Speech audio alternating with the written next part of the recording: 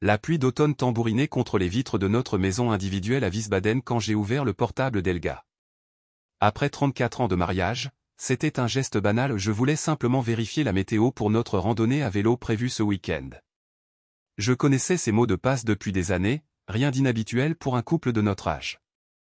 L'écran s'est allumé, et une fenêtre WhatsApp web ouverte est apparue. Mon regard s'est arrêté sur un nom, Lucas N., le professeur particulier de notre petit-fils Félix. Sans réfléchir, j'ai fait défiler vers le haut. Ma main a commencé à trembler en lisant le message qu'Elga avait envoyé il y a 2 heures, aujourd'hui, 15 heures comme d'habitude. Bernard est à son club d'échecs jusqu'à au moins 18 heures. Puis j'ai vu la photo. Elga, ma femme de 62 ans, dans une pose qui a glacé mon sang. Elle portait le nouveau chemisier que nous avions acheté ensemble la semaine dernière. Son sourire était différent, juvénile, coquet, une expression que je n'avais pas vue depuis des années. Et la réponse de Lucas, j'ai hâte. J'apporte le vin que tu aimes tant. Mes doigts se sont engourdis. La pièce a semblé tourner. J'ai continué à cliquer, à lire message après message, tandis que ma respiration devenait superficielle et qu'un battement sourd commençait dans mes tempes. La conversation s'étendait sur des semaines. Des mots tendres, des rendez-vous, des allusions à des moments partagés dans notre maison ou dans notre lit. Avec toi, je me sens de nouveau vivante, Lucas. Avec Bernard, ce n'est plus que de la routine. Ces mots se sont gravés dans ma conscience comme un fer rouge. J'ai continué à faire défiler et j'ai trouvé une vidéo. Avec des doigts tremblants, j'ai cliqué sur lecture. Le rire d'Elga a empli la pièce, un rire que je n'avais pas entendu depuis des années. La caméra a pivoté, et je les ai vus tous les deux dans notre jardin d'hiver, des verres de vin à la main. À nous, a dit Lucas, un homme qui était assez jeune pour être notre fils. La façon dont il se regardait, je n'ai pas pu continuer à regarder. Dehors, la pluie s'intensifiait. Le tic-tac du vieux coucou dans le couloir, un héritage de mon père, résonnait dans la maison vide. Chaque coup, un coup de marteau sur mon cœur. J'ai fermé le portable et j'ai fixé mes mains. Ces mains qui avaient travaillé dur pendant des décennies pour nourrir notre famille. Qui avaient caressé, réconforté et tenu Elga. Qui maintenant reposait, sans force, sur mes genoux. Mon smartphone a vibré. Un message de Wolfgang du club d'échecs, Bernard, tu viens aujourd'hui ? On t'attend. Le club d'échecs. Les seules 2 heures par semaine qui n'appartenaient qu'à moi. Le créneau d'Elga pour ça quoi ? Liaison ? Le mot avait un goût amer dans mes pensées. Je n'ai pas répondu. Au lieu de cela, j'ai rouvert le portable et j'ai continué à lire. À chaque mot, à chaque message, la façade de notre vie commune s'effritait. 34 ans de mariage, 2 enfants adultes, 3 petits-enfants, une maison construite ensemble, tout cela semblait soudainement être une illusion. Le téléphone a sonné. Le nom d'Elga sur l'écran. Je l'ai fixé, incapable de répondre. Après la 5e sonnerie, il s'est tu. 1 minute plus tard, un WhatsApp est arrivé, Bernard, tout va bien ?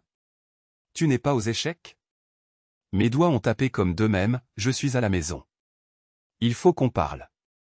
3 points sont apparus, ont disparu, sont réapparus. Puis, il s'est passé quelque chose ? Je suis en train de faire les courses, j'en ai encore pour 1 heure. Un mensonge. Un mensonge de plus parmi les innombrables qu'elle m'avait raconté ces dernières semaines, ou était-ce des mois ? Je sais où tu es, Elga. J'ai appuyé sur envoyer, puis j'ai éteint le téléphone. Le silence dans la maison est devenu insupportable. Je suis allé à la fenêtre et j'ai regardé notre jardin de devant bien entretenu. Le vent d'automne faisait tourbillonner les feuilles multicolores.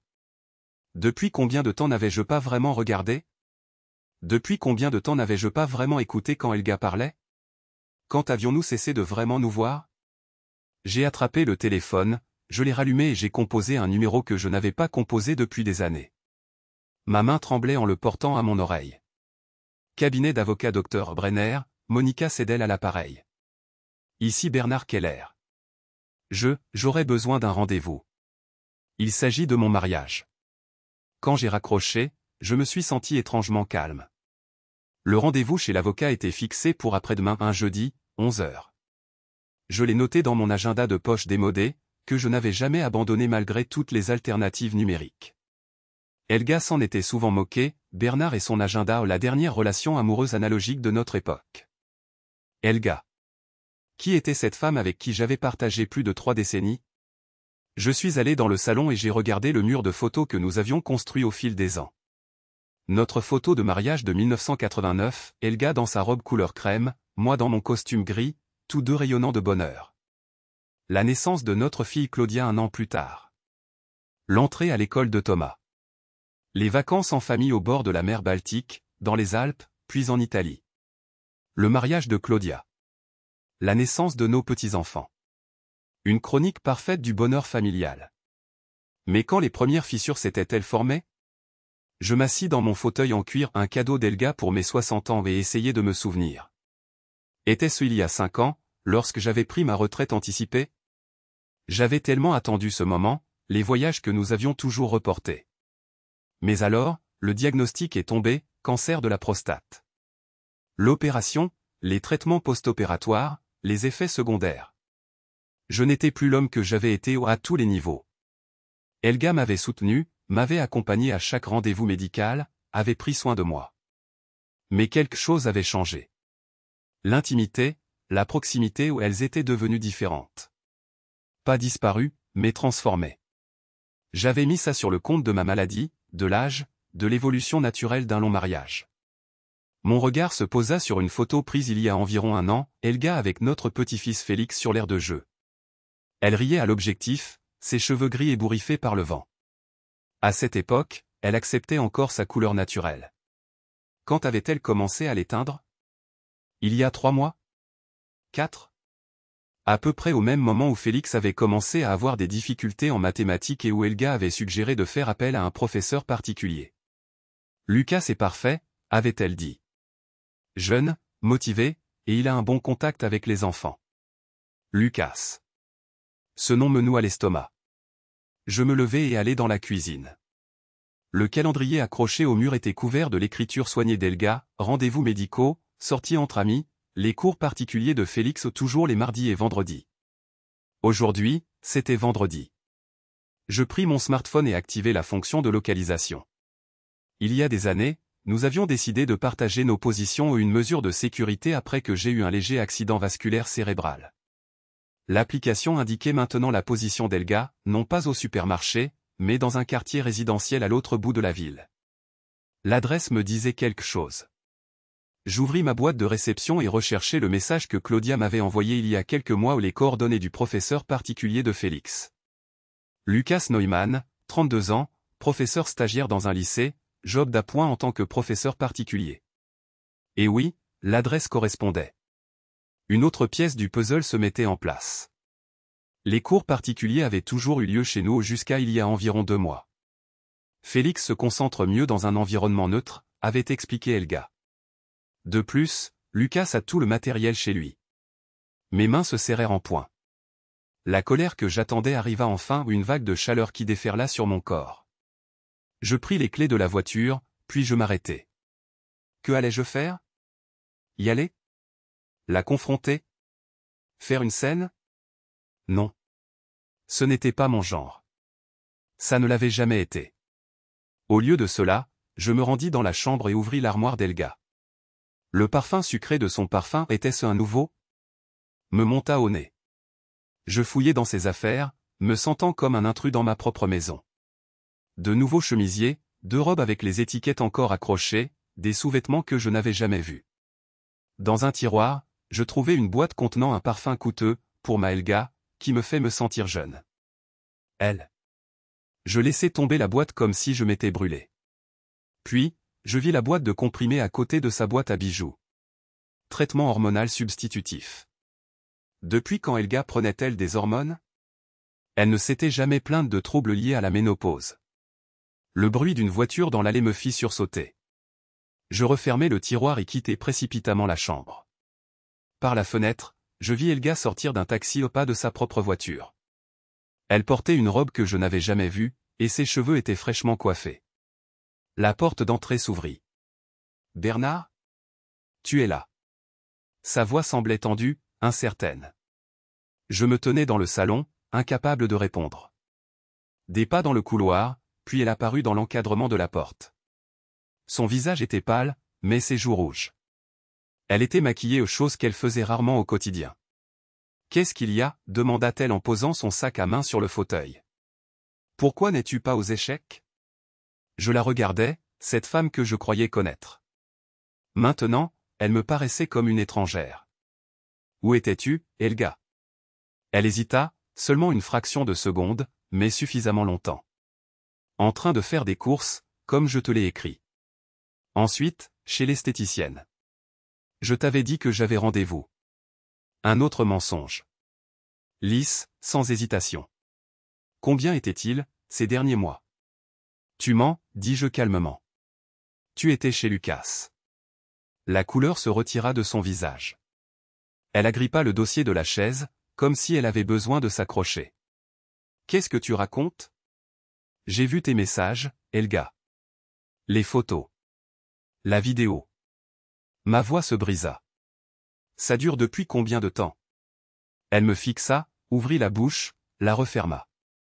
Puis elle s'effondra sur la chaise. « Bernard, je... » « Depuis combien de temps ?» répétai-je. « 3 mois, murmura-t-elle. « Je suis désolé. 3 mois. Un quart d'année rempli de mensonges, de tromperies, de rendez-vous secrets. Pendant que je prenais des rendez-vous chez le médecin, que j'avalais des médicaments, que je luttais contre les séquelles de ma maladie. Pourquoi ? La question flottait dans l'air, lourde comme du plomb. Helga fixa ses mains. Je ne sais pas. C'est juste, arrivé. Rien arrive juste, Helga. On prend des décisions. Elle leva les yeux, les larmes aux yeux. Je me sentais à nouveau jeune, désiré. C'était stupide, je sais. Désiré, répétai-je avec amertume. Quelque chose que je ne peux plus te donner depuis l'opération. Ce n'est pas ça, dit-elle rapidement. C'est plus compliqué. Alors explique-moi, insistai-je. Explique-moi pourquoi 34 ans de mariage méritaient d'être jetés pour un gamin. Je n'ai pas jeté notre mariage. Sa voix s'éleva. C'était une erreur, une stupide erreur. Mais ce n'est pas forcément la fin. Je ris sans joie. Tu t'attendais à quoi ? À ce qu'on continue comme si de rien n'était. Non, mais... Elle se leva, fit un pas vers moi. Bernard, s'il te plaît. On peut en parler. On peut surmonter ça. Je reculai. J'ai rendez-vous chez l'avocat. Jeudi. Les mots la frappèrent comme un coup. Chez l'avocat ? Tu veux divorcer ? La question restait en suspens entre nous. Est-ce que je voulais ça ? Était-ce la bonne voie ? Je ne sais pas ce que je veux, répondis-je honnêtement. Mais je sais que je ne peux pas rester ici. Pas ce soir. Je la dépassai dans le couloir, pris ma veste sur le crochet. Où vas-tu ? Sa voix était paniquée. Chez Thomas. Notre fils vivait à seulement 20 minutes. Bernard, s'il te plaît. Parlons-en. Donne-moi une chance de m'expliquer. Je me retournai vers elle. 3 mois, Helga. Tu avais 3 mois pour me l'expliquer. Maintenant, j'ai besoin de temps. De temps pour réfléchir. La porte se referma derrière moi. La pluie avait cessé, mais l'air était froid et humide. Je restai un moment sur le perron, inspirant profondément. La maison que nous avions achetée il y a 25 ans me paraissait soudain étrangère. Comme si j'avais vécu pendant des années dans un décor, sans le savoir. Je montai dans ma voiture et démarrai, sans vraiment savoir où aller. L'appartement de Thomas ? Un hôtel ? Juste rouler, jusqu'à ce que la douleur s'estompe ? Au premier feu rouge, je pris mon téléphone et envoyai un message à Thomas, « Est-ce que je peux dormir chez toi ce soir ? J'expliquerai plus tard. » La réponse arriva immédiatement, « Bien sûr, papa. » Tout va bien ? Rien n'allait bien. Absolument rien. Le visage de Thomas exprimait l'incrédulité, lorsque je lui racontai l'histoire de la liaison d'Helga. Nous étions assis dans sa petite cuisine, 2 bouteilles de bière entre nous sur la table. Il était minuit passé, mais je n'avais pas pu fermer l'œil sur son inconfortable canapé-lit. Maman est un professeur particulier ? C'est. Il secoua la tête. Ça ne lui ressemble pas. Apparemment, je connais moins bien ta mère que je ne le pensais, répondis-je avec amertume. Thomas passa sa main dans ses cheveux courts, un geste qu'il avait hérité de moi. À 32 ans, il était le portrait craché de mon jeune moi, avec juste des lunettes modernes et une barbe de 3 jours soignée. « Qu'est-ce que tu vas faire maintenant » demanda-t-il. « Je ne sais pas », je pris une gorgée de bière. « J'ai rendez-vous chez l'avocat, mais... » « Est-ce que tu veux vraiment divorcer ? Après toutes ces années ? La question restait en suspens entre nous. Est-ce que je voulais ça ? L'idée de vivre sans Helga était effrayante. Mais l'alternative, vivre avec elle, avec cette rupture de confiance entre nous, semblait tout aussi impossible. J'ai besoin d'en savoir plus, dis-je finalement. Toute l'histoire. Comment ça a commencé, pourquoi, jusqu'où c'est allé ? Thomas acquiesça lentement. Je comprends. Mais es-tu sûr de vouloir entendre tous les détails ? Non, avouai-je. Mais j'ai besoin de comprendre ce qui s'est passé. Le lendemain matin, je me réveillais avec les membres raides et un mal de tête sourd. Thomas était déjà parti au travail, il enseignait dans une école professionnelle, mais il m'avait fait du café et laissé un mot, prends ton temps. L'appartement est libre toute la journée. Appelle si tu veux parler. Mon téléphone affichait 17 appels manqués d'Helga et une douzaine de messages. Je n'en ai lu aucun. Au lieu de cela, j'ouvris mon ordinateur portable, que j'avais pris par précaution, et commençai mes recherches. Lukas Neumann war leit zu finden. Sein Profilbild auf Facebook und Instagram zegten enen Gutos den Gingen man mit un Clan Loken und enem selbstbewussten Lächeln. 32 Jahre alt, Lehrer für Mathematik und Physik, leidenschaftliche Bergstege und Hobbyfotograf. Sein Instagram-Account war wohl mi beeindruckenden Landschaftsaufnahmen und Selfies von Berggipfeln. Ken spür von Helga. Natürlich nicht sie war vorsichtig gewesen. Ich durchforstet sen Freundeslist. Überwiegend Gingelöt, vermutlich Kollegen und ehemalige Kommilitonen. Aber auch nicht altere Freund. Ich klickte auf ihr Profil, en nach dem anderen. Die meisten waren Lehrerinnen oder Mutter seiner Schule. Aber en Stachero, Gisela Hoffmann, 58, Schedung-Saint-Valtin. Ihr Fotos zegten en attraktiv, gepflegt fromig kurzem groem haar und ener selbstbewussten Australin. In enem Post vom letzten Sommer stand sineben Lukas, beid in Wanderkleidung, auf enem Berggipfel. Dank für die Wunderbarbeit, liebe Lukas. Du hast mir José, das Leben mi 58 noch volé abante esteken kann. En verdacht kam in mir auf.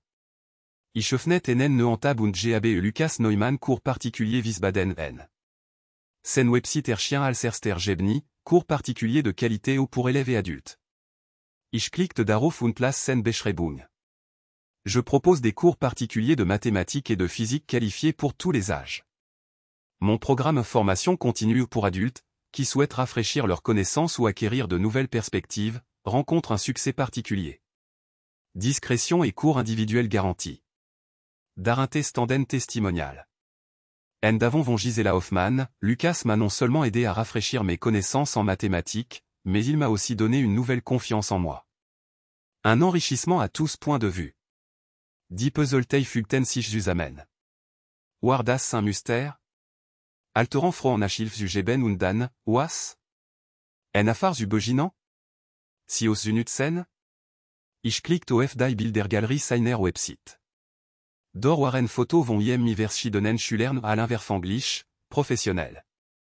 Aber in ener ek des bureaux, das auf mehreren Bildern zu sehen war, standen aufallige Sessel. Derselbe Sessel, auf dem Helga in dem Video je sans hâte, das ich auf ihrem Laptop je finden hat. Mein Magen verkrampft sich. Wie viele Schülerinnen dat auf diesem Sessel unterrichte? Ich schloss den Laptop und stand auf. Die Hut, da ich gestern gespurat, verwandelt sich in etwa kalter, bereknander. Ich wollt gewisset. Vollstandig gewisset. Nach ener schnellen dusch und enem Kaffee für ich zu inserem aus zurück. War kurs nach non Helga urd bei ihrer Wassergymnastik sain, enem festantermin set jaren. Oder war auch das en luch gewesen? Das aus war tatsächlich leer. Ich ging direkt ins Schlafzimmer und begann en Grinlicherei durch Suchung als einem Vortag. In Helga nach Tisch fand ich en klein Notizbuch, das ich noch nie gesehen hat. Darin standen Daten und Urzetan, manchmal mi enem elle markier. Die Entrage begannen vor etwa wie Monatan en Langer, als si geben hat. Ich blattert wetter und fan en Entrag von Vorzwei Wochan, 15h30 le neues Programm besprechen. Darinte et notiz, Wonax Besichtigung Bahnhofsviertel? Fragen, OBER mitkommen Word. Wonax Besichtigung? Plant si, aus Susien? Miem Zusammen Susian? Ich fotografiert die relevantan setan mi menem an die und legt das Buch zurück. Dan durchsucht ich ihren Kleiderschrank grünliche. Inte iren Winterpullovern fan ich en Schachtel mi Kittingen und Brochuran. En war von ener Schönheitsklinik behandlingen für Hautstrafung und Verjüngung. En ander von enem Fitnessstudio, das sich auf best age spezialisiert. Kittingen für Kleidung, Schuh, Kosmetik vale aus den letzten Monaten, in semaine, die wetuber dem l'agent, was elga normalerweise ausgab. In ener kleinen setantasch ihr Reiskoffer fan ich schließlich, wonach ich bewusst Jesusstadt, Hotel Reckningen. Drestuk, alvon enem kleinen Hotel im Tonu, et toi en stand entfernt. Ubernach tingen für zwei Personen, die letzte Vornur Agent. Of allen stand Zimmer mi Bergblick en bitter en spilin of Lucas Bergstegeobi? Ich setzt mich auf das Bett inser Bett und versucht, men dans kan ordnant. Diafar war offensichtlich ernst after, als elga gebenat. Nicht nur eine Demeure Feller, sondern en je plante, organisiert Beziehung. Mi Ubernach tingen, je m'insamen planant, möglicher Wes sogar Zukunft visionen. Das Joroch en Auto in der Enfahrt lies mich aufschrecken. Ich legt die Hotel Reckningen zurück, schloss den Koffer und verlies astig das Schlafzimmer. Durch das Fenster sah ich elga aus ihrem Wagen stegen. Si trugir sportach war also tatsächlich beim Schwimmen gewesen. J'ai ouvert la porte d'entrée avant qu'elle ne puisse insérer sa clé. Son visage était pâle, ses yeux rouges où elle avait pleuré. Bernard, murmura-t-elle. Tu es revenu. Juste un instant, répondis-je. Je prends quelques affaires. Elle entra, posa son sac. On peut parler? S'il te plaît? Je la regardais, cette femme que j'avais aimée ou que j'aime encore, malgré tout. De quoi, Elga? Des 3 mois de cette aventure qui en réalité dure 4, voire plus? Des nuits d'hôtel? De tes projets de visiter un appartement? Ses yeux s'écarquillèrent. Tu as fouillé dans mes affaires? Bien sûr que oui. Ma voix monta d'un ton. Tu t'attendais à quoi? Que j'avale tes mensonges comme une pilule amère? Elle s'affala sur le tabouret dans l'entrée. Ce n'est pas comme tu le penses. Ah non? Alors explique-moi. Toute la vérité, Elga. Pas encore d'autres mensonges. Elle prit une profonde inspiration. On peut s'asseoir? Dans le salon? J'acquiesçai brièvement et la suivis. Nous nous sommes assis elle sur le canapé, moi dans mon fauteuil, une distance nous séparant. Tout a commencé il y a environ 4 mois, commença TL. Félix avait besoin de cours particuliers, et Claudia avait recommandé ce professeur. Il venait chez nous 2 fois par semaine. Elle s'arrêta, se reprit. Au début, c'était tout à fait professionnel. Mais ensuite, il a commencé à me regarder différemment. Il me faisait des compliments, s'intéressait à mes centres d'intérêt, à ma vie. Personne ne m'avait remarqué comme ça depuis des années. Je t'ai remarqué, l'interrompis-je. Chaque putain de jour. Oui, mais... Elle cherchait ses mots. C'était différent. Nouveau. Excitant. Il a suggéré que je prenne aussi des cours, il appelait ça la formation continue. J'en ai ri, mais l'idée ne me quittait pas. Alors j'ai commencé à prendre des cours de maths. Des maths? Je ne pouvais pas cacher le mépris dans ma voix. Tu étais comptable, Elga. Tu n'as pas besoin de cours de maths. Il n'a jamais vraiment été question de maths, admit-elle doucement. Il s'agissait de me sentir à nouveau jeune. Désiré. D'être perçue comme une femme, pas seulement comme une épouse, une mère, une grand-mère. Et pour ça, tu as risqué notre mariage? Pour un peu d'attention de la part d'un homme qui a la moitié de ton âge. C'était stupide, dit-elle, les larmes aux yeux. Je le sais maintenant. Mais à l'époque, c'était comme une dernière chance. De vivre une aventure, une passion, avant que je sois trop vieille. Et les nuits d'hôtel? La visite de l'appartement? Elle déglutit. Les hôtels, c'était son idée. Un week-end loin de tout, sans obligation. Et l'appartement, c'était un malentendu. Je pensais acheter un petit appartement comme placement. Pour notre retraite. Pour notre retraite, répétai-je, incrédule. Pendant que tu avais une aventure. Bernard, s'il te plaît. Je sais que j'ai fait une erreur terrible. Mais c'est fini. J'ai rompu avec Lucas hier, après ton message. De toute façon, ça n'a jamais été sérieux. Pas pour lui. Qu'est-ce que tu veux dire par là? Elle hésita. Il avait d'autres élèves. Je n'étais pas la seule. La confirmation de mes soupçons me frappa quand même comme un coup de poing. Tu le savais? Pas depuis le début. Mais il y a environ 2 semaines, j'ai vu un message sur son portable, par hasard. D'une autre femme. Là, j'ai commencé à comprendre que je n'étais qu'une parmi d'autres. Un passe-temps. L'humiliation dans sa voix était réelle. Pour la première fois depuis hier, j'éprouvais un soupçon de compassion pour elle. Et malgré tout, tu as continué cette liaison. Jusqu'à hier? Elle acquiesça, honteuse. Je voulais y mettre fin. Mais je n'en trouvais pas le courage. C'était comme une addiction. Je savais que c'était mal, que ça nous faisait du mal, mais je ne pouvais pas m'arrêter. Nous restâmes tous les deux silencieux. Dehors, les oiseaux chantaient, la vie suivait son cours normal, tandis que la nôtre était en miettes. Qu'est-ce qui va se passer maintenant? Demanda-t-elle finalement. Je ne sais pas, répondis-je honnêtement. J'ai besoin de temps pour réfléchir. Le rendez-vous chez l'avocat est toujours maintenu. Tu veux vraiment divorcer? La question planait entre nous. Le voulais-je vraiment? Tout jeter par-dessus bord après 34 ans? Où pouvions-nous trouver un moyen de réparer ce qui était cassé? Je ne sais pas, répétai-je.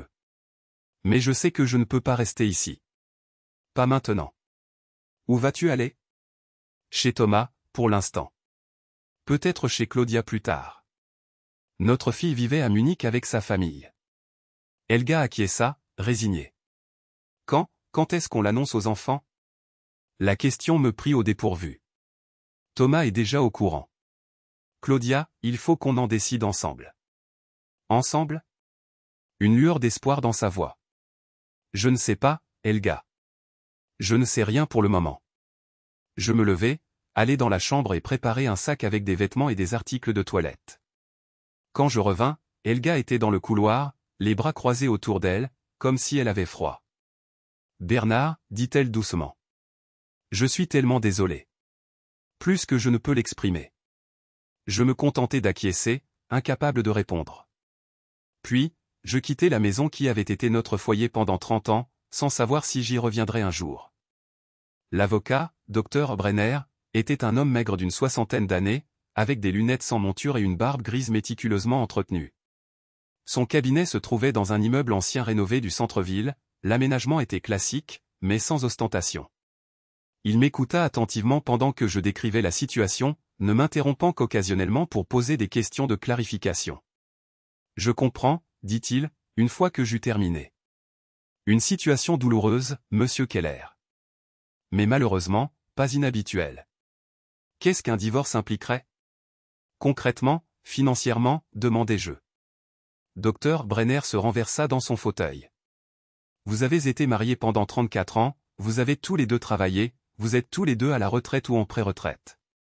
La maison commune est remboursée, si j'ai bien compris. Un divorce signifierait que les biens communs seraient partagés la maison, les économies, les droits à la retraite. Et la pension alimentaire? Cela dépend des revenus. Votre femme a ses propres droits à la retraite, dites-vous? Dans ce cas, la pension alimentaire serait minime, voire inexistante. J'acquiesçai. Helga avait travaillé comme comptable jusqu'à il y a 3 ans. Et elle, adultère? Est-ce que cela joue un rôle? Dr Brenner secoua la tête. Juridiquement, à peine. L'Allemagne est un pays où le divorce est sans faute. La raison de l'échec du mariage n'est pas pertinente pour la procédure elle-même. L'important est que le mariage soit considéré comme irrémédiablement brisé. Et l'est-il? Après un adultère? C'est à vous de décider, monsieur Keller. La question est, le mariage est-il irrémédiablement brisé, ou y a-t-il une chance de réconciliation? La question résonna dans ma tête lorsque je quittai le cabinet. Notre mariage était-il irrémédiablement brisé? Je ne savais pas. La douleur, la colère, le sentiment de trahison, tout cela était accablant. Mais il y avait aussi le souvenir de 34 années passées ensemble, de bons moments, de la famille que nous avions construite. Je m'assis sur un banc dans le parc voisin et observai les gens, des mères avec des poussettes, des hommes d'affaires pendant leur pause déjeuner, des couples âgés se tenant la main. Combien d'entre eux avaient traversé des crises similaires? Combien avaient pardonné, continué à se battre? Combien avaient abandonné? Mon téléphone vibra. Un message de Claudia: « Papa, Thomas m'a raconté ce qui s'est passé. Je peux t'appeler? » Je répondis: « Bien sûr. N'importe quand. » Moins d'une minute plus tard, le téléphone sonna. « Papa ?» La voix de Claudia sonnait inquiète. « Comment vas-tu? » « Je ne sais pas, » répondis-je honnêtement. « C'est tout, accablant. Je peux l'imaginer. Thomas a dit que tu étais chez l'avocat? » « Oui, tout juste. Pour comprendre mes options. » « Et vas-tu divorcer? » La question que tout le monde posait. La question à laquelle je n'avais pas de réponse. « Je ne sais pas encore, ma chérie. J'ai besoin de temps pour réfléchir. » « Bien sûr. » Elle hésita. « Papa, je ne veux pas être intrusive, mais, as-tu parlé avec maman? Je veux dire, vraiment parlé? » Nous avons parlé, oui. Elle m'a tout raconté. Ou du moins, elle prétend tout me raconter. Et tu la crois? Une bonne question. Croyais-je Helga? Après tous ces mensonges? Je ne sais pas. Une partie de moi veut la croire. Une autre partie se demande si je pourrai jamais croire à nouveau quelque chose qu'elle dit. Claudia soupira. Je comprends. Mais papa, avant que tu ne prennes une décision définitive, vous avez été ensemble pendant 34 ans. C'est toute une vie. Peut-être devriez-vous envisager une thérapie? Une thérapie de couple? L'idée ne m'avait même pas effleuré. Oui. Pour comprendre ce qui s'est passé. Pourquoi cela s'est produit? S'il y a une voie à suivre. Je restai silencieux un instant. Je vais y réfléchir. Bien. Elle sembla soulagée. Et papa? Tu peux venir chez nous quand tu veux, si tu as besoin de prendre de la distance. La chambre d'amis est prête. Merci, ma chérie. Cela signifie beaucoup pour moi. Après la conversation, je me sentais étrangement plus calme. La proposition de Claudia d'une thérapie résonnait dans ma tête. Était-ce une option? Un thérapeute pouvait-il aider à gérer la douleur, à rétablir la confiance? Je décidai d'aller faire une promenade pour me vider la tête. La vieille ville de Wiesbaden était animée en ce jeudi midi. Je me promenais dans la zone piétonne, devant les magasins et les cafés, sans vraiment rien remarquer. Je m'arrêtai devant une librairie. Dans la vitrine, il y avait un livre intitulé « Nouveau départ après la trahison, comment les couples peuvent surmonter l'infidélité ». Une coïncidence? Un signe? J'entrai dans le magasin et achetai le livre, ainsi qu'un deuxième, l'homme au-delà de 60 ans se retrouvait dans la troisième phase de la vie. Le jeune vendeur sourit avec compréhension en voyant les titres. Combien d'hommes de mon âge achetaient ce genre de livre? Combien se tenaient devant les ruines de leur mariage et essayaient de trouver une voie à suivre? Les livres dans mon sac, je me suis rendu dans un petit café, j'ai commandé un espresso et j'ai commencé à lire. L'auteur du premier livre, une thérapeute de couple et sexuelle, décrivait différents types d'infidélité et leurs causes. Un passage a particulièrement attiré mon attention. L'infidélité dans les mariages de longue date est souvent moins liée au partenaire qu'aux besoins et aux aspirations insatisfaits du partenaire infidèle lui-même. La liaison sert de fuite face à sa propre insatisfaction, de tentative de rattraper une jeunesse perdue ou des occasions manquées. Le partenaire trompé devient la victime involontaire d'une crise personnelle. Était-ce la situation d'Helga? Une crise de milieu de vie à l'âge de la retraite? La recherche désespérée d'une confirmation qu'elle était toujours désirable? J'ai continué à lire. La décision de savoir si un mariage peut être sauvé après une infidélité dépend de nombreux facteurs, la durée et l'intensité de la liaison, la volonté du partenaire infidèle d'assumer ses responsabilités, la capacité du partenaire trompé à pardonner et la solidité fondamentale de la relation avant l'infidélité. Notre mariage avait été bon ou pas? Nous étions-nous éloignés l'un de l'autre ces dernières années sans nous en rendre compte? ma maladie avait-elle été un tournant, non seulement pour ma santé, mais aussi pour notre relation? Mon téléphone a vibré à nouveau. Un message d'Elga: Bernard, je respecte ton besoin de distance. Mais s'il te plaît, donne-nous une chance de parler quand tu seras prêt. J'ai pris rendez-vous avec une thérapeute de couple. Seulement si tu le souhaites. Je t'aime.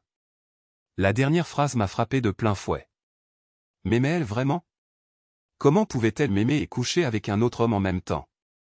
Je fixais le message, incapable de répondre. Puis, j'ai rangé mon téléphone et me suis concentré à nouveau sur le livre. Un chapitre portait en tête le chemin du pardon. J'ai lu. Le pardon ne signifie pas oublier ou excuser ce qui s'est passé. Il signifie reprendre le contrôle que la trahison vous a enlevé. C'est un cadeau que l'on se fait à soi-même, pas au partenaire infidèle. Un cadeau pour moi-même. L'idée était nouvelle. Jusqu'à présent, j'avais considéré le pardon comme quelque chose que je pouvais accorder ou refuser à Elga. Mais peut-être que c'était plus une question me concernant que la concernant elle? J'ai refermé le livre et j'ai fixé ma tasse d'espresso vide. La décision qui se présentait à moi me semblait soudainement plus claire, non pas si je pouvais pardonner à Elga, mais si j'étais prêt à travailler sur moi-même et sur notre relation. Si je voulais emprunter le chemin douloureux de la guérison, au lieu du chemin prétendument plus facile de la séparation. Mais étais-je prêt à cela? Pourrais-je jamais revenir dans notre chambre sans penser à elle et à Lucas? Pourrais-je encore lui faire confiance quand elle dirait qu'elle va nager ou faire les courses? J'ai payé mon café et je me suis dirigé vers l'appartement de Thomas. En chemin, j'ai appelé le docteur Brenner. Je ne veux pas encore entamer la procédure de divorce, lui ai-je dit. Mais je voudrais savoir quelles mesures je dois prendre pour protéger mes intérêts, au cas où cela arriverait. Une sage décision, monsieur Keller, a-t-il répondu. Passez demain, et nous discuterons des détails. Quand je suis arrivé chez Thomas, il était encore au travail. Je me suis assis à sa table de cuisine et j'ai écrit une réponse à Elga. J'ai encore besoin de temps. Mais je suis prêt à envisager une thérapie. Pas maintenant, mais peut-être bientôt. Sa réponse est arrivée immédiatement, merci, Bernard. C'est tout ce que je demande. Du temps et une chance. J'ai posé mon téléphone et j'ai ouvert le deuxième livre que j'avais acheté. L'homme au-delà de 60 ans commençait par un chapitre sur l'identité et l'estime de soi chez les personnes âgées. L'auteur, un psychologue, écrivait. Beaucoup d'hommes se définissent toute leur vie par leur rôle de soutien de famille, de protecteur et de partenaire sexuel. Lorsque la maladie, la retraite ou d'autres changements menacent ces rôles, une profonde crise d'identité peut survenir. Le défi consiste à trouver de nouvelles sources d'estime de soi et d'épanouissement. Ces mots ont touché un point sensible. Depuis mon opération, je me sentais moins viril, moins capable de satisfaire Elga en tant que mari. Est-ce que cela avait fait partie du problème? Mon propre manque d'assurance avait-il créé une distance que Lucas avait pu exploiter? J'ai continué à lire jusqu'à ce que Thomas rentre à la maison. Il avait l'air fatigué, mais il a souri en me voyant. Comment s'est passé le rendez-vous avec l'avocat, a-t-il demandé en posant son sac. Instructif. Mais j'ai décidé de ne pas encore entamer de procédure. Il a hoché la tête en signe d'approbation. Cela semble raisonnable. Tu as parlé à maman? Seulement par message. Elle a proposé une thérapie de couple. Et qu'est-ce que tu en penses? J'ai hésité. Je ne sais pas trop. Une partie de moi a envie d'essayer. Une autre se demande si ça a encore un sens. Thomas a sorti 2 bières du réfrigérateur et s'est assis à côté de moi. Papa, je ne peux pas te dire ce que tu dois faire. Mais je te connais, toi et maman, depuis toujours. Vous avez quelque chose de spécial. Quelque chose qui vaut la peine de se battre. Même après ce qu'elle a fait? Il a pris une gorgée de bière. Les gens font des erreurs. De grosses erreurs. Ça ne fait pas d'eux de mauvaises personnes.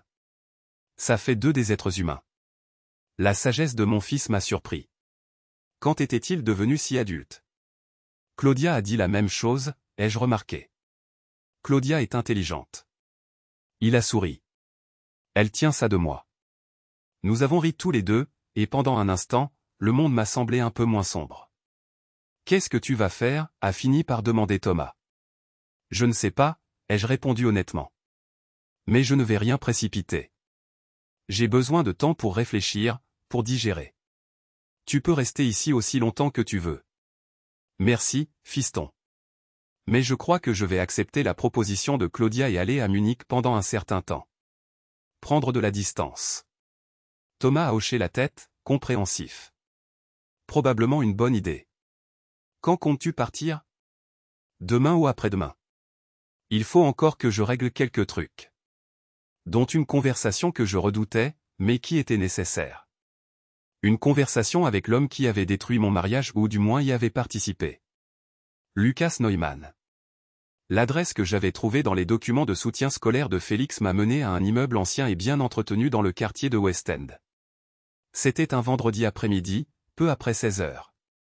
D'après le carnet d'Elga, il ne devait pas y avoir de cours aujourd'hui, mais je voulais m'assurer de trouver Lucas seul. Je n'avais rien dit de mon projet à Thomas. Il n'aurait probablement pas trouvé ça une bonne idée et il avait peut-être raison. Mais j'avais besoin de cette confrontation. J'avais besoin de regarder dans les yeux l'homme qui avait séduit ma femme. La sonnette à côté du nom Neumann semblait neuve, contrairement aux autres plaques, jaunies par le temps. Un signe qu'il n'habitait pas ici depuis longtemps? J'ai appuyé sur le bouton et j'ai attendu. Oui. Une voix jeune et assurée provenant de l'interphone. Monsieur Neumann? Je m'appelle Bernard Keller. J'aimerais vous parler. Une brève pause. Keller? Vous êtes le grand-père de Félix? Entre autres, ai-je répondu sèchement. Puis-je monter? De nouveau une pause. Puis, la porte a bourdonné. 3e étage à gauche. J'ai monté les escaliers lentement, pour rassembler mes pensées et calmer mon pouls qui s'emballait. Qu'est-ce que j'allais dire? Qu'est-ce que je voulais obtenir? Un jeune homme attendait déjà à la porte de l'appartement exactement comme sur les photos que j'avais vues. Des boucles sombres, une silhouette athlétique, une allure sûre de lui. Il portait un jean et une simple chemise bleue, les manches retroussées. Son expression était prudente, mais pas effrayée. « Monsieur Keller » a-t-il dit en hochant la tête poliment. « Entrez. » L'appartement était étonnamment décoré avec goût pour un homme de son âge. Des meubles modernes, mais pas froids. Des bibliothèques remplies de littérature spécialisée et de romans. Des photos de paysages encadrés étaient accrochées au mur, probablement ses propres œuvres. Le fauteuil que je connaissais grâce aux photos se trouvait dans un coin du salon, à côté d'un petit bureau. « Voulez-vous boire quelque chose » a-t-il demandé, comme s'il recevait un visiteur normal. « Non » ai-je répondu sèchement. « Je ne suis pas venu pour bavarder. » Il a hoché la tête, comme s'il ne s'attendait à rien d'autre. « Alors, je suppose que vous êtes au courant de la situation. » La situation? J'ai senti la colère monter en moi. Vous voulez dire la liaison que vous avez eue avec ma femme? Il n'a même pas tressailli. Oui. C'est de ça que je parle. Asseyons-nous, a-t-il dit en désignant le coin salon. Pas le fauteuil ou une petite concession?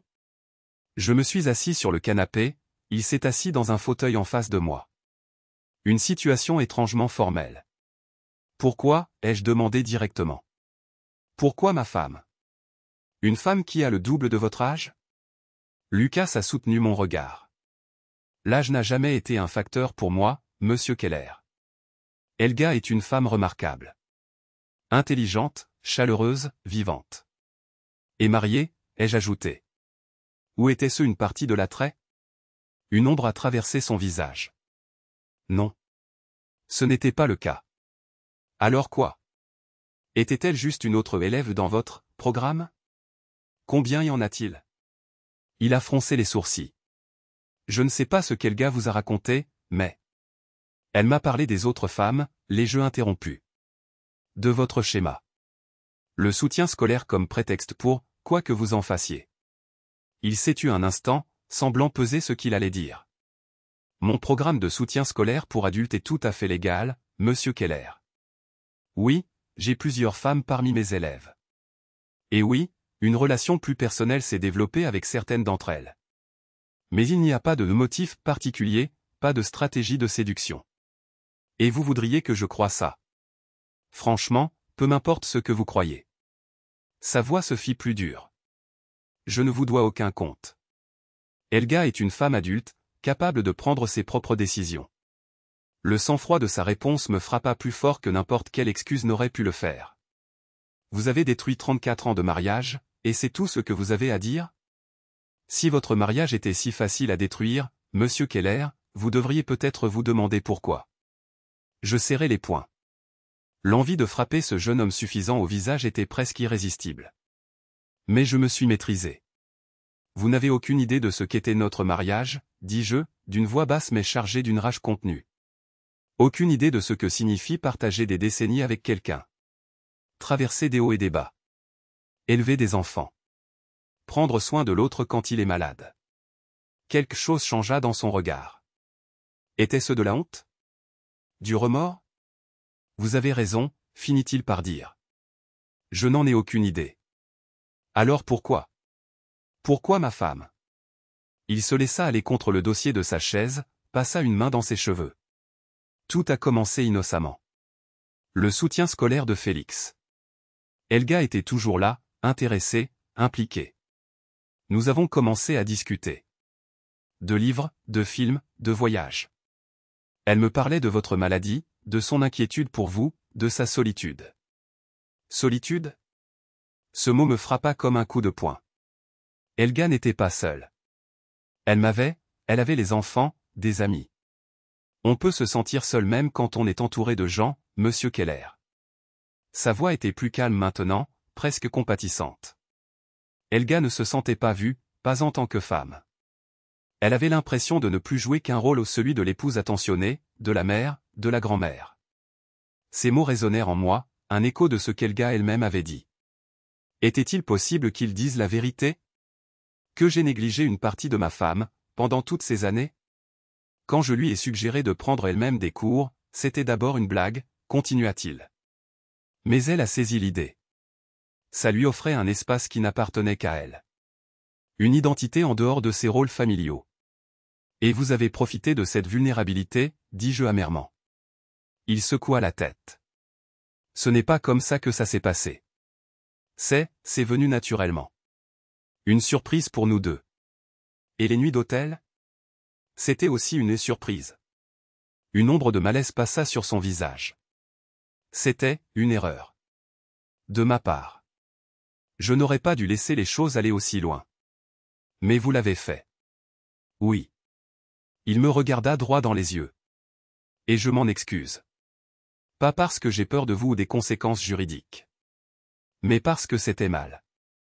La sincérité dans sa voix me surprit.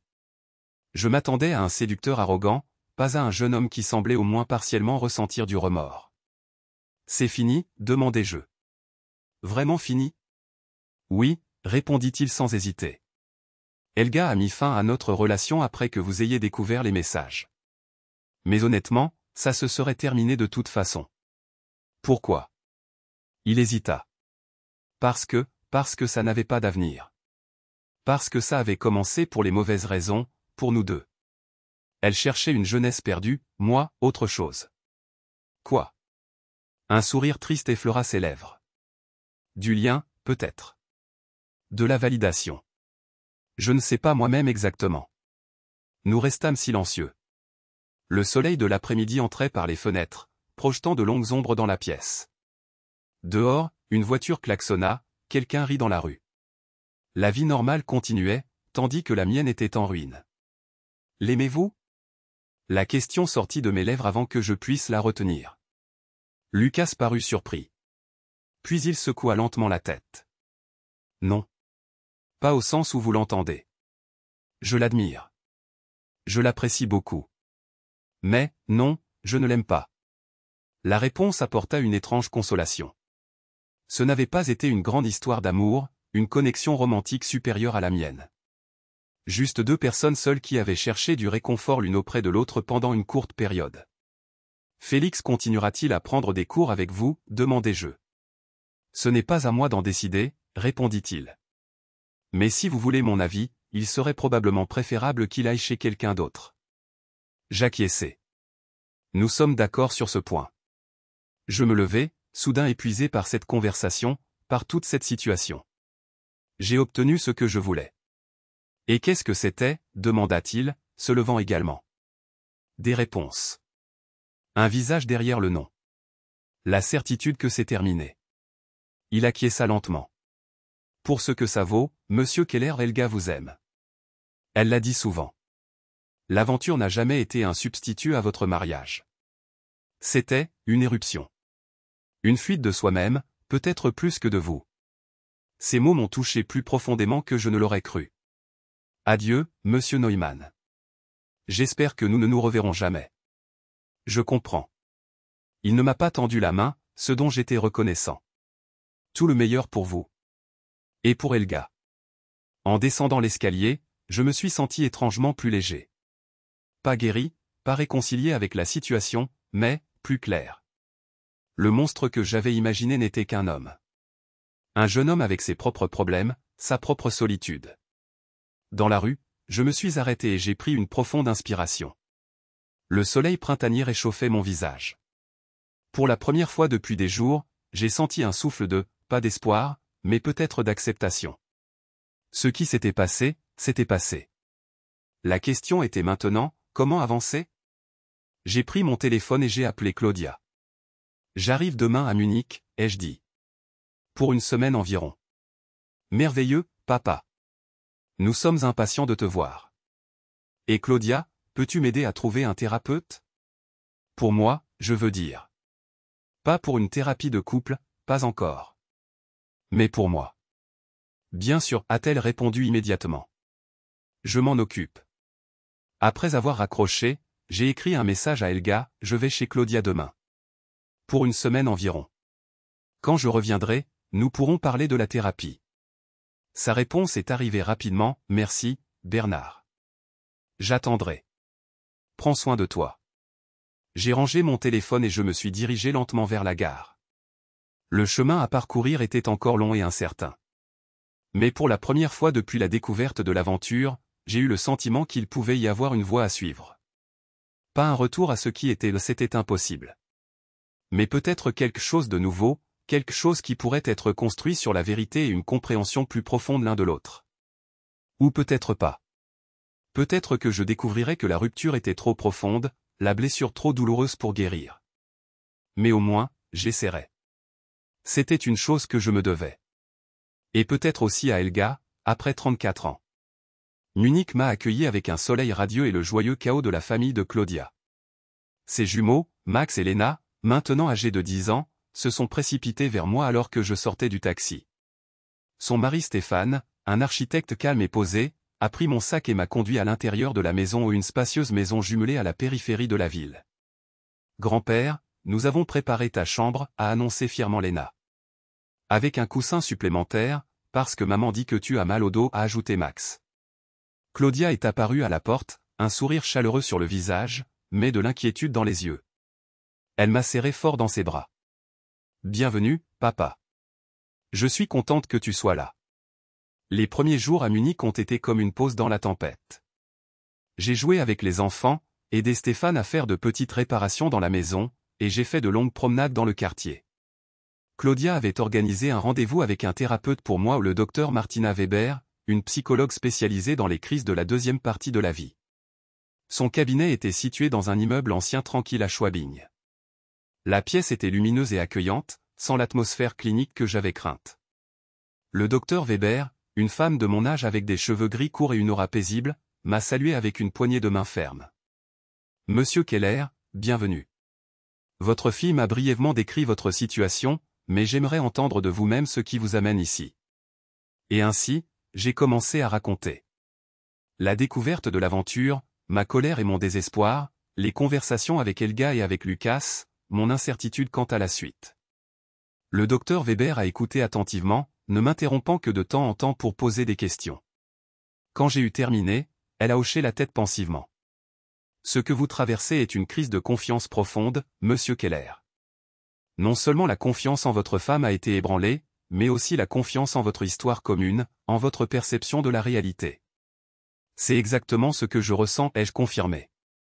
Comme si tout ce que je pensais être vrai était soudainement remis en question. C'est une réaction normale à la tromperie.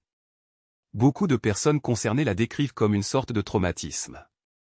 Le monde tel que vous le connaissiez n'existe plus, et vous devez construire une nouvelle réalité.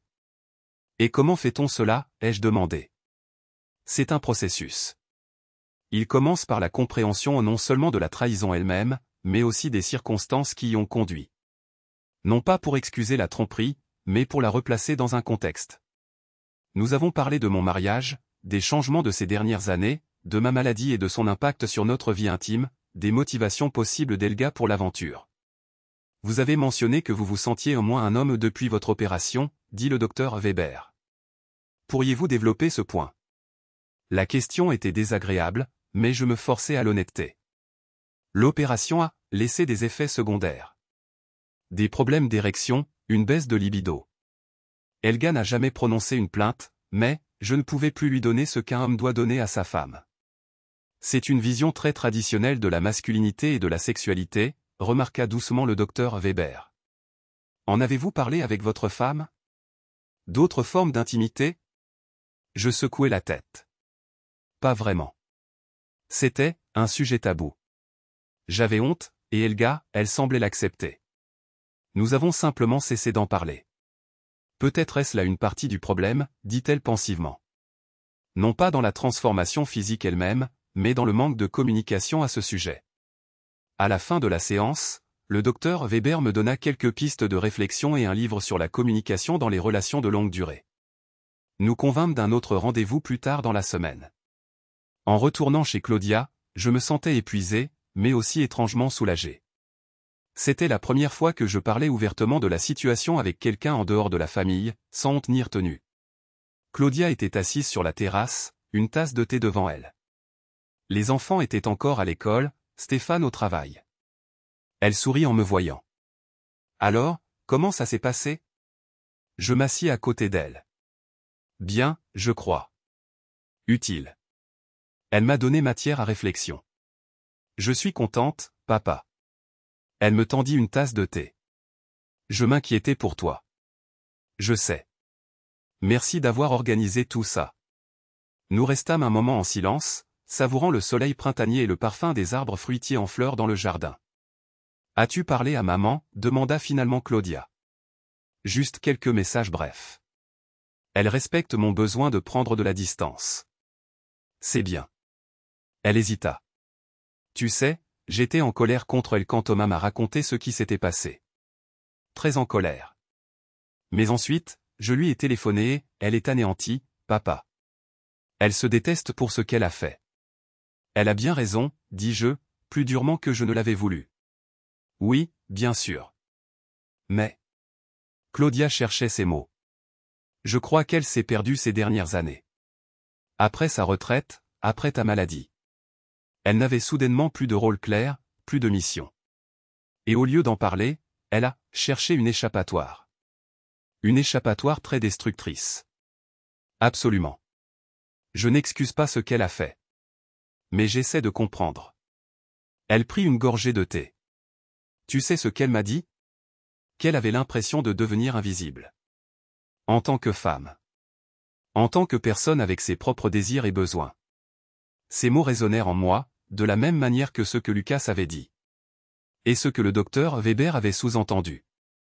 Était-il possible que j'aie négligé une partie d'Elga, pendant toutes ces années? Je ne sais pas si je peux lui pardonner, dis-je doucement. Tu n'as pas à le décider tout de suite, répondit Claudia. Prends ton temps. Et quoi que tu décides, nous sommes derrière toi. Thomas et moi. Les jours suivants à Munich furent comme une parenthèse dans ma vie. Je jouais avec mes petits-enfants, aidais aux tâches ménagères, me promenais dans la ville. Lors de ma deuxième conversation avec le docteur Weber, nous nous sommes concentrés davantage sur moi que sur l'affaire. Si vous mettez de côté la situation avec votre femme, que souhaiteriez-vous? Demanda-t-elle. Pour vous-même, pour votre avenir? La question me surprit. J'avais vécu si longtemps dans le « nous », Elga et moi, nos projets, notre avenir que je ne pensais presque plus en termes de « je ». Je ne sais pas, admis-je. Voyager, peut-être. J'ai toujours voulu voir davantage le monde. Quoi d'autre? Je réfléchis.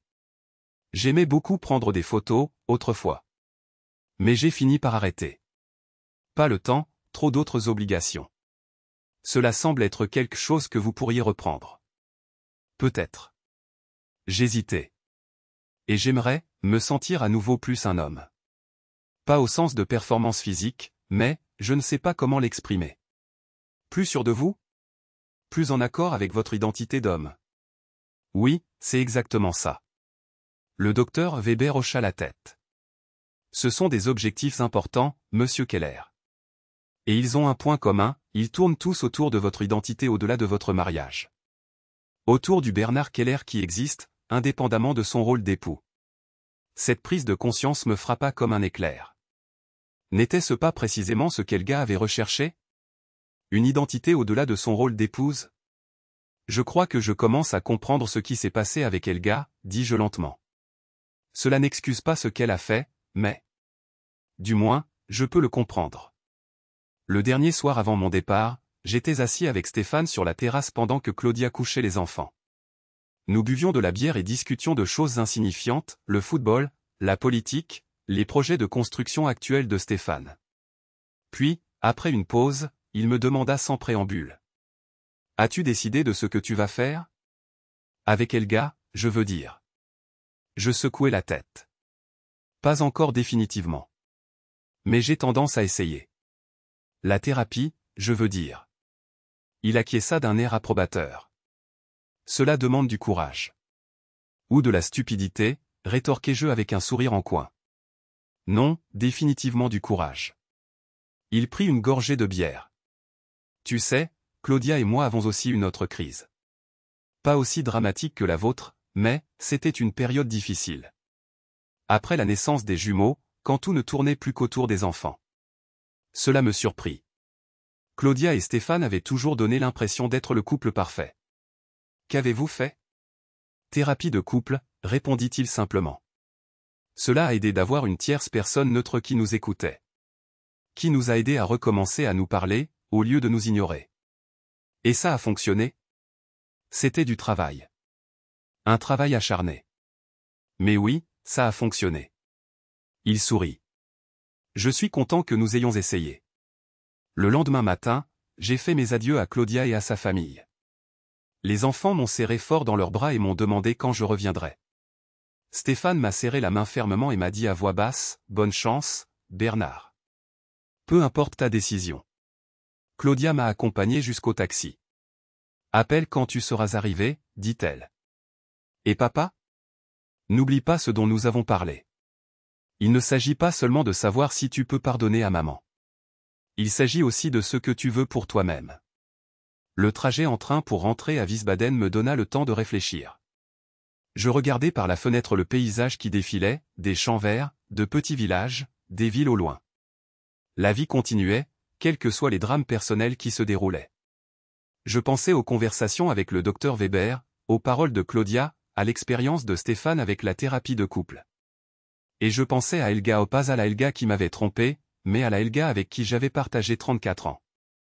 La femme qui s'était assise à mon chevet à l'hôpital, qui avait ri et pleuré avec moi, qui avait élevé nos enfants. Pouvais-je lui pardonner? Pouvais-je vivre à nouveau avec elle sans cesse repenser à sa trahison? Je ne savais pas. Mais j'étais prêt à le découvrir. Alors que le train entrait en gare de Wiesbaden, je pris mon téléphone et envoyai un message à Helga, « Je suis en route pour la maison. Il faut qu'on parle. » Sa réponse fut immédiate, « Je suis là. Quand tu seras prêt. » Je rangeai mon téléphone et pris une profonde inspiration. La partie la plus difficile du voyage restait à venir. Le taxi s'arrêta devant notre maison, la maison que j'avais quittée une semaine plus tôt, incertain de savoir si j'y reviendrais un jour. Elle avait l'air inchangée, et pourtant, elle me paraissait différente. Plus étrangère. Où était-ce moi qui avait changé? Je payai le chauffeur, pris mon sac et parcourus lentement le court chemin jusqu'à la porte d'entrée. Avant que je puisse sonner, elle s'ouvrit. Helga était là, pâle, avec des cernes sous les yeux. Elle portait un simple chemisier et un jean, ses cheveux étaient attachés. Pas de maquillage, pas de tentative de paraître plus jeune qu'elle ne l'était. « Bernard, dit-elle doucement. Bienvenue à la maison. » Je me contentais d'acquiescer et d'entrer. La maison sentait le gâteau fraîchement cuit, un gâteau aux pommes, mon gâteau préféré. Une tentative de m'apaiser. Ou simplement un geste de familiarité dans une situation pleine d'incertitude? Tu veux te rafraîchir d'abord? Ou on devrait tout de suite parler, demanda-t-elle. Laisse-moi juste poser mon sac et aller à la salle de bain, répondis-je. Ensuite, on parlera. Elle acquiesça et s'écarta. Je suis allé dans notre chambre et ai posé le sac. Tout avait l'air comme avant, et pourtant, plus rien n'était comme avant. Je me suis lavé le visage dans la salle de bain, j'ai regardé un moment dans le miroir. L'homme qui me regardait avait l'air fatigué, mais plus résolu qu'il y a une semaine. Quand je suis revenu au salon, Helga avait préparé du café et du gâteau sur la table. Elle était assise sur le canapé, les mains croisées sur les genoux, attendant. « Comment s'est passé ton séjour chez Claudia » demanda-t-elle alors que je m'asseyais dans mon fauteuil. « Bien. Les enfants ont grandi. Ils te saluent. » Un mensonge poli. Les jumeaux avaient à peine demandé après leur grand-mère, et quand ils l'avaient fait, Claudia avait répondu de manière évasive. « Bien. » Elle hésita. « Bernard, je ne sais pas par où commencer. »« Peut-être par la vérité, dis-je. »« La vérité complète cette fois. » Elle acquiesça, prit une profonde inspiration. « La liaison a commencé il y a environ 4 mois, comme je te l'ai déjà dit. Mais, l'insatisfaction qui y a conduit était là depuis plus longtemps. Depuis ma retraite, peut-être même avant. Mécontente de quoi? De moi? De notre mariage? Pas directement. Elle cherchait ses mots. Plutôt, de moi-même. De ma vie. J'avais l'impression de disparaître. Que je ne faisais plus que remplir des rôles épouse, mère, grand-mère mais que je n'avais plus d'identité propre. Ces mots résonnaient en moi, un peu comme ce qu'avait dit Claudia. Ce que le docteur Weber avait sous-entendu. Pourquoi ne m'en as-tu pas parlé? Je ne savais pas comment. Cela me paraissait tellement égoïste. Surtout après ta maladie. Tu avais tellement souffert, et je devais être reconnaissante pour ce que nous avions. Ne pas en demander plus. Alors tu as cherché ça dans une liaison? Elle secoua la tête. Non, ce n'était pas ça. Pas au début. Au début, c'était vraiment juste le soutien scolaire de Félix. Mais ensuite. Lucas était si différent. Il ne me voyait pas comme une grand-mère ou une femme au foyer. Il me voyait comme une femme. Comme une personne avec ses propres intérêts, ses propres désirs. Et moi, non. La question est sortie plus sèchement que je ne l'avais voulu. Si, mais... Elle soupira. C'est difficile à expliquer. Nous étions ensemble depuis si longtemps, si bien rodés. Nous savions tout l'un de l'autre ou du moins le pensions-nous. Il n'y avait plus de surprise, plus de découverte. Avec Lucas, tout était nouveau, excitant. Alors c'était l'excitation? Le frisson de l'interdit? En partie, oui, admit-elle. Mais c'était plus que ça. C'était le sentiment d'être à nouveau jeune, désirable. Surtout après ton opération, quand notre vie intime a changé. Ça y était. Le sujet que nous avions tous les deux évité. Tu aurais pu m'en parler, dis-je doucement. De tes besoins. Comment faire? Sa voix se brisa. Tu as tellement souffert, tu avais tellement honte. Je ne voulais pas te mettre encore plus de pression, ne pas te donner le sentiment que tu avais échoué. Alors je n'ai rien dit. Et puis le silence est devenu une habitude. Nous restâmes un moment en silence. Le café sur la table refroidissait, le gâteau restait intact. J'ai parlé à Lucas, dis-je finalement. Ses yeux s'écarquillèrent. Tu as quoi? Quand? Avant mon départ pour Munich. Je ne sais pas ce que je voulais. Des réponses, peut-être. Ou le regarder en face. Et, comment c'était? Étonnamment civilisé. Il semblait, repentant. Pas à cause de la liaison en elle-même, mais à cause des circonstances. Il a dit que ça se serait terminé de toute façon. C'est vrai, dit-elle doucement. Il n'y avait pas d'avenir là-dedans. Pour aucun de nous. Est-ce qu'il t'a dit ça aussi? Ou est-ce ta propre conclusion? Elle hésita. Les deux. Il l'a laissé entendre, ces dernières semaines. Et moi, je le savais aussi. Au fond de moi, je savais que c'était une erreur. Une fuite de la réalité, pas une solution. Je pris une gorgée de café, maintenant tiède, plus pour gagner du temps que par soif. Helga, j'ai vu une thérapeute à Munich. Oh. Elle semblait surprise, mais pas réfractaire. Oui. Le docteur Weber. Elle m'a aidé à voir certaines choses plus clairement. Sur moi-même, sur notre situation. Ça me fait plaisir, dit-elle prudemment. Une chose qu'elle a dite, c'est que nous traversons tous les deux des crises d'identité. Toi après ta retraite, moi après ma maladie. Nous avons essayé de gérer ça seul, au lieu de le faire ensemble. Elle hocha lentement la tête. Ça semble juste. Elle a aussi dit que le pardon est un processus. Pas un acte unique, mais quelque chose qui prend du temps. L'espoir brilla dans ses yeux. Ça veut dire que tu pourrais me pardonner? Un jour? Je ne sais pas, répondis-je honnêtement. Mais je suis prêt à essayer. Avec l'aide d'un professionnel. La thérapie de couple? Oui. Si tu es toujours prête à ça. Bien sûr que oui. Elle se pencha en avant, comme si elle voulait prendre ma main, mais s'arrêta, incertaine de savoir si le geste serait bienvenu. Bernard, je ferai tout pour sauver notre mariage. Tout. Ce ne sera pas facile, prévins-je. Ce sera douloureux, pour nous deux. Nous allons devoir aborder des choses que nous avons longtemps évitées. Je sais. Mais j'y suis prête. Si tu le es. J'acquiesçai lentement. Je crois que oui. Mais j'ai aussi besoin d'espace. De temps pour moi. Bien sûr. Elle hésita. Tu vas habiter ici? Ou rester chez Thomas? La question planait entre nous. Pouvais-je vivre dans cette maison, dormir dans cette chambre, en sachant ce qui s'était passé? Je vais habiter ici, décidai-je. Mais dans la chambre d'amis, pour l'instant. Jusqu'à ce que nous voyions où ça nous mène. Elle hocha la tête, un mélange de soulagement et de tristesse dans le regard. Je comprends. Merci d'essayer au moins. 34 ans, dis-je doucement. On ne jette pas ça comme ça. Même quand on a été blessé. Elle déglutit difficilement, les larmes aux yeux. J'ai pris rendez-vous. Chez le docteur Lettner, une thérapeute de couple ici à Wiesbaden. Pour mardi prochain. Si cela te convient. Cela me convient.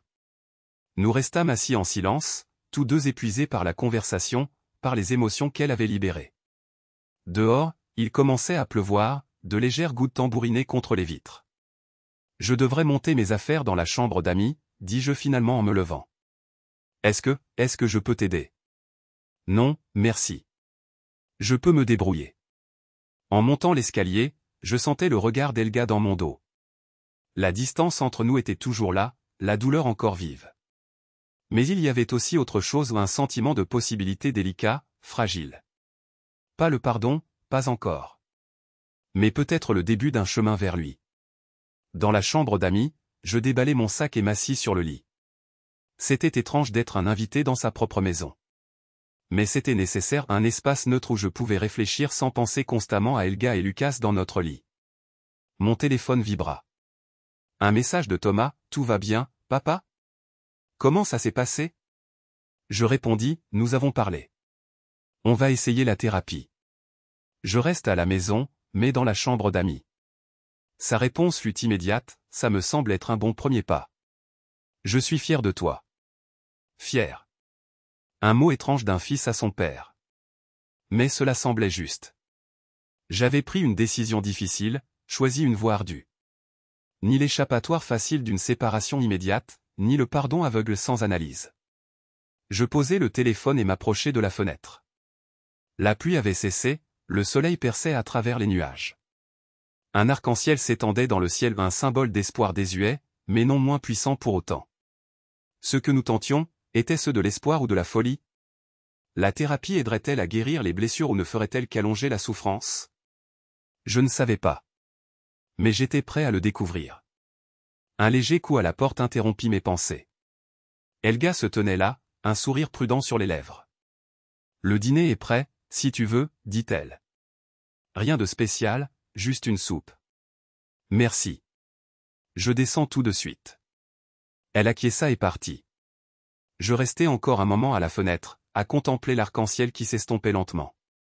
Puis je pris une profonde inspiration et la suivis en bas. Le premier soir de notre nouvelle cohabitation incertaine avait commencé. Le cabinet du docteur Lettner se trouvait dans un immeuble moderne à la périphérie de la ville, loin des regards indiscrets ou des rencontres fortuites avec des connaissances. La thérapeute elle-même était une femme énergique d'une cinquantaine d'années, aux cheveux courts d'un rouge foncé et à la manière directe que j'appréciais immédiatement. Avant toute chose, dit-elle après nous être présentés, il est courageux de votre part d'être ici tous les deux. La thérapie de couple après une infidélité n'est pas un chemin facile. Cela exige de l'ouverture, de l'honnêteté et la volonté de se montrer vulnérable. Helga et moi étions assis côte à côte sur un petit canapé, ni trop près, ni trop ostensiblement éloignés. La semaine écoulée depuis mon retour avait été étrange, polie, prudente, comme deux personnes qui font connaissance, et non comme un couple avec 34 ans d'histoire commune. Lors des prochaines séances, nous examinerons différents aspects de votre relation, poursuivit le docteur Lettner. Non seulement l'aventure elle-même, mais aussi les circonstances qui y ont conduit. Les schémas de communication, les attentes, les besoins non exprimés. Elle se tourna directement vers moi. Bernard, comment vous sentez-vous aujourd'hui, à cet instant précis? La question me surprit. Je m'attendais à ce que nous commencions par le passé, pas par le présent. Incertain, répondis-je après une brève réflexion. D'un côté, je suis heureux que nous fassions cette démarche. D'un autre côté, je me demande si cela a encore un sens. Si la confiance peut être rétablie un jour. Le docteur Lettner acquiesça avec approbation. Une réponse très honnête. Et vous, Helga? Helga pliait et dépliait nerveusement ses mains. Reconnaissante. Anxieuse. Honteuse. Surtout honteuse d'avoir mis notre couple dans cette situation. La honte est une émotion puissante, dit le docteur Lettner. Mais elle peut aussi être paralysante. Dans notre travail ici, nous allons essayer de dépasser la honte, afin de comprendre et de guérir. La première séance fut principalement une prise de contact. Le docteur Lettner posa des questions sur l'histoire de notre relation, sur les hauts et les bas que nous avions traversés, sur nos attentes vis-à-vis de la thérapie. Elle expliqua ses méthodes et les règles de nos séances, honnêteté, respect, écoute sans interruption. Pour la semaine prochaine, j'aimerais que vous teniez tous les deux un journal, dit-elle en conclusion. Notez vos pensées, vos sentiments, vos observations. Non pas comme un rapport pour moi ou entre vous, mais comme un outil pour votre propre introspection. En quittant le cabinet, je me sentais étrangement soulagé. Pas parce que les problèmes étaient résolus au loin de là, mais parce que nous avions commencé quelque chose. Un premier pas sur un long chemin. Tu veux qu'on aille boire un café quelque part, demanda Helga avec précaution, alors que nous étions sur le parking. J'hésitais. Nous avions à peine passé du temps ensemble en dehors de la maison depuis mon retour. L'idée de nous asseoir dans un café, de jouer les couples normaux, me paraissait étrange. Pourquoi pas, finis-je par dire. Il fait beau. Nous trouvâmes un petit café à proximité, avec des tables à l'extérieur. C'était une douce journée de printemps, le soleil brillait chaudement, mais pas brûlant. Nous commandâmes du café et des gâteaux, puis restâmes assis en silence, incertains de quoi parler. Que penses-tu du docteur Lettner? Demanda Helga finalement. Elle a l'air compétente. Directe. J'aime bien. Moi aussi. Helga touillait son café, bien qu'elle n'y ait pas ajouté de sucre. Bernard, je voulais te dire quelque chose. J'ai démissionné. Démissionné? Je fronçai les sourcils. Tu ne travailles plus. Je veux dire, j'ai arrêté les cours particuliers. Avec Félix. J'ai dit à Claudia qu'il devrait trouver un autre professeur. Ah. Cela ne me surprit pas, comment a-t-elle réagi? Avec compréhension. Elle n'a pas demandé pourquoi, mais je crois qu'elle se doutait de quelque chose. Je me contentais d'acquiescer. C'était une décision nécessaire, mais elle ne résolvait pas le problème de fond. J'ai aussi. Elle hésita. Je me suis inscrite à un cours à l'université populaire. Écriture créative. J'ai toujours voulu, enfin, écrire. Mais je ne l'ai jamais pris au sérieux. C'était en effet surprenant. Je ne savais pas que tu voulais écrire. Il y a beaucoup de choses que tu ne savais pas, dit-elle doucement. Pas parce que tu ne posais pas de questions, mais parce que je ne le disais pas. J'ai gardé mes rêves et mes désirs pour moi, parce qu'ils me paraissaient sans importance. Par rapport à tout le reste. Ils ne devraient pas l'être, dis-je. Tes rêves sont importants, Helga. Elle esquissa un sourire hésitant. Merci. Cela signifie beaucoup pour moi. Nous retombâmes dans le silence, mais il semblait moins tendu qu'avant. Je regardais Helga, ma femme depuis 34 ans, que je pensais connaître et pourtant je ne connaissais pas. Elle avait l'air différente des derniers mois. Moins apprêtée. Plus naturelle. Elle avait laissé ses cheveux retrouver leur couleur grise naturelle, au lieu de les teindre. Cela lui allait bien. Et toi, demanda-t-elle. As-tu des projets? Je pensais aux conversations avec le docteur Weber à Munich, au livre que j'avais lu. Je pense à recommencer à photographier. Comme avant. Ce serait merveilleux, dit-elle, et l'enthousiasme dans sa voix semblait sincère. Tu étais si doué pour ça. Tu te souviens du voyage en Irlande?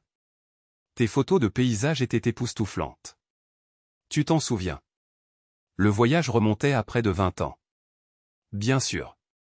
J'ai toujours la photo des falaises de Moé dans mon bureau. Celle avec le ciel dramatique et les vagues qui s'écrasent contre les falaises. Le fait qu'elle se souvienne, qu'elle ait gardé la photo, me toucha de manière inattendue. Peut-être y avait-il plus de liens entre nous que je ne l'avais cru ces dernières semaines. Peut-être qu'on pourrait. Elle s'interrompit, se mordit la lèvre. Non, oublie. Quoi? Je voulais dire, peut-être qu'on pourrait voyager à nouveau. Un jour. Si nous sommes prêts à le faire. Si tu es prêt à le faire. Mais c'est probablement trop demandé. J'y réfléchis. L'idée de voyager avec Helga, de découvrir ensemble de nouveaux endroits, me paraissait à la fois familière et étrange. Nous l'avions souvent fait, autrefois. Mais maintenant? Avec tout ce qui n'était pas dit entre nous? Peut-être, dis-je finalement. Un jour. Ce n'était pas une promesse, mais pas non plus un refus. Peut-être, prudent, qui laissait de la place à l'évolution. Dans les semaines qui suivirent, nous prîmes une nouvelle routine. Les séances de thérapie avec le docteur Leitner avaient lieu tous les mardis. Je tenais mon journal avec assiduité, notant mes pensées et mes sentiments, souvent contradictoires des moments d'espoir, suivis de vagues de colère ou de désespoir.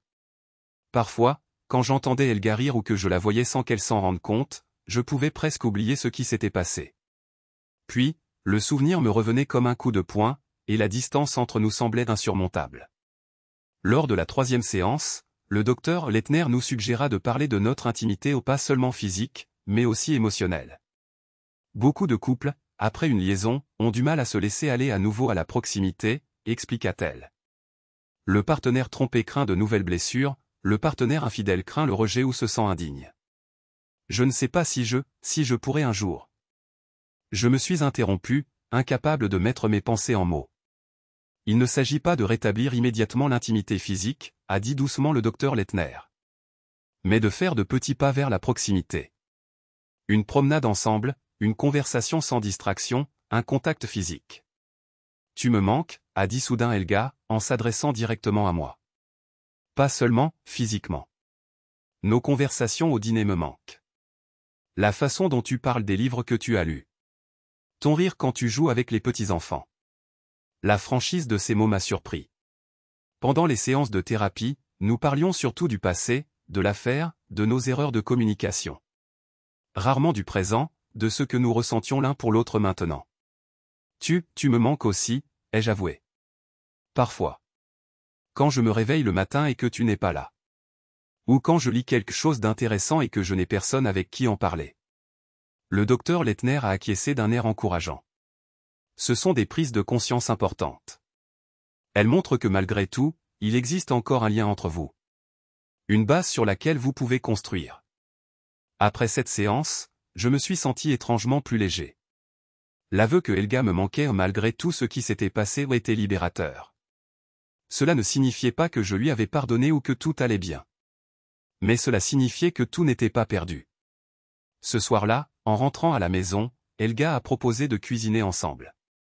Quelque chose que nous faisions souvent autrefois, mais plus depuis la découverte de l'affaire. Rien de compliqué, a-t-elle dit. Peut-être les pâtes aux champignons que tu as toujours aimées. J'ai hésité un bref instant. Pourquoi pas? C'était étrangement familier et pourtant nouveau, de se retrouver ensemble dans la cuisine, à couper des oignons, à nettoyer des champignons, à ouvrir le vin pour la cuisson. Nous nous déplacions prudemment l'un autour de l'autre, en veillant à ne pas nous toucher, et pourtant il y avait une sorte de coordination silencieuse, qui venait de décennies d'habitude. J'ai téléphoné à Thomas, ai-je dit en Shanghai. Lui et sa nouvelle amie veulent venir dîner ce week-end. Oh. Helga semblait surprise. C'est bien. Je suis contente de faire sa connaissance. Elle s'appelle Nina. Professeur, comme lui. Elle a l'air gentille. T'a-t-il beaucoup parlé d'elle? Un peu. Ils ne sont ensemble que depuis peu de temps.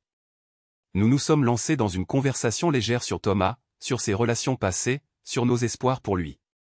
C'était presque comme avant une conversation normale entre époux à propos de leurs enfants. Presque, mais pas tout à fait. L'ombre de ce qui s'était passé planait toujours entre nous. Alors que nous étions assis à table, les pattes devant nous, un verre de vin pour chacun, Helga a soudainement demandé, « Tu crois qu'on peut y arriver, Bernard ?» Vraiment? La question planait entre nous, lourde de sens. J'ai pris une gorgée de vin, j'ai réfléchi. Je ne sais pas, ai-je répondu honnêtement. Parfois, je pense que oui. Quand nous sommes assis comme ça et que nous parlons, quand je vois à quel point tu fais des efforts. Et puis, alors les images reviennent. L'image de toi et de lui. Et alors, cela me semble impossible. Elle a acquiescé lentement, de la tristesse dans les yeux, mais aussi de la compréhension. J'aimerais pouvoir annuler cela. Pas seulement à cause de la douleur que je t'ai causée, mais aussi à cause du mensonge que c'était. Contre moi-même, contre nous. Que veux-tu dire? Ce n'était pas de l'amour, a-t-elle dit doucement. Pas même une vraie passion. C'était une fuite. La peur de vieillir, la peur de ne plus être désirable, le vide que je ressentais en moi. Mais cela n'a pas rempli le vide. Cela n'a fait que l'agrandir. Ces mots m'ont touché plus profondément que je ne l'aurais cru. Pour la première fois depuis la découverte de l'affaire, j'avais l'impression de vraiment comprendre ce qui s'était passé en elle. Non pas pour excuser, mais pour comprendre. Je crois que nous avons tous les deux fait des erreurs, ai-je finalement dit. Pas les mêmes erreurs, pas aussi graves. Mais nous avons tous les deux cessé de communiquer. Cessé de vraiment nous regarder. Elle a acquiescé, les larmes aux yeux. Pouvons-nous recommencer? À communiquer, je veux dire. À nous regarder. J'ai pensé aux paroles du docteur Lettner sur les petits pas vers la proximité. Aux conversations avec le docteur Weber à Munich. À ce que j'avais écrit dans mon journal ces dernières semaines. Je pense que nous avons déjà commencé, ai-je dit. Ici, maintenant. C'est un début. Elle a souri à travers ses larmes, et je me suis soudainement souvenu du jour où je l'ai rencontrée, il y a près de 40 ans. Le même sourire, la même vulnérabilité et la même force à la fois. La femme dont j'étais tombé amoureux était toujours là, enfouie sous des couches de douleur, de trahison et de malentendus. J'ai tendu la main à travers la table, incertain de la façon dont ce geste serait reçu. Elle a hésité un instant seulement, puis a posé sa main dans la mienne. C'était le premier contact conscient et volontaire entre nous depuis la découverte de l'infidélité. Un nouveau départ, a-t-elle dit doucement. Un nouveau départ, ai-je confirmé. Dehors, la pluie commençait à tomber, un doux tambourinement contre les fenêtres. Mais à l'intérieur, dans notre salle à manger, nos mains liées au-dessus de la table, j'ai ressenti pour la première fois depuis longtemps une forme d'espoir. Pas l'espoir naïf que tout redevienne comme avant, c'était impossible. Mais l'espoir plus réaliste, plus mûr, que nous pourrions construire quelque chose de nouveau. Quelque chose qui repose sur la vérité, la compréhension mutuelle et une décision consciente. Le chemin devant nous était encore long et incertain. Il y aurait d'autres conversations difficiles, d'autres moments de doute et de douleur. Mais à cet instant précis, avec la main d'Helga dans la mienne, je savais que j'étais prêt à emprunter ce chemin. Pas après pas, jour après jour. Un nouveau départ. Non pas la fin de notre histoire, mais le début d'un nouveau chapitre.